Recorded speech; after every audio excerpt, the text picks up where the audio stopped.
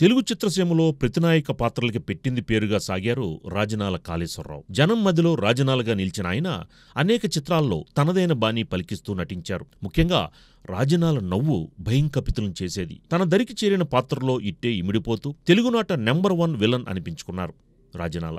ఒకానొక దశలో ఆనాటి సూపర్ స్టార్ ఎన్టీఆర్తో సమానంగా పారితోషికం పుచ్చుకున్నారు రాజనాల. ఎన్టీఆర్ హీరోగా రూపొందిన పలు సినిమాల్లో రాజనాల వివిధ పాత్రలు పోషించి మెప్పించారు. పౌరాణిక, జానపద, చారిత్ర, సాంఘికాల్లో రామారావు నాయకుడైతే రాజనాల ప్రతినాయకునిగా జనం మదిని దోచారు. ఎన్టీఆర్ని అల్లుడు అంటూ చనువుగా సంబోధించే రాజనాల చిత్రసీమలో తనదైన పంథాలో పయనించారు. ఒకప్పుడు నంబర్ 1 విలన్గా రాణించిన రాజనాల చేతికి ఎముక లేకుండా దానధర్మాలు చేశారు. తరువాత సంపాదించింది పోగొట్టుకున్నారు. దాంతో పాత్రల కోసం వెతుకులాట సాగించే రోజులు వచ్చాయి. హైదరాబాద్కి మకాం మార్చిన తర్వాత పలుపాట్లు పడ్డారు. తన జీవితాన్ని ఉదాహరణగా తీసుకుని భావి నటులు జాగ్రత్త పడాలని రాజనాల తరచూ చెబుతుండేవారు. జానపదాల్లో ఎన్టీఆర్, కాంతారావు సినిమాల్లో ప్రతినాయకునిగా మెప్పించారు రాజనాల. ఇక ఎన్టీఆర్ దర్శకత్వంలో రూపొందిన అనేక చిత్రాల్లో కీలక పాత్రలు ధరించి అలరించారు. రాజనాల అభినయాన్ని మెచ్చి కొందరు హిందీలోనూ నటింపజేశారు. ఏదేమైనా రాజనాల అభినయం ఆ తరం వారిని విశేషంగా అలరించిందనే చెప్పాలి.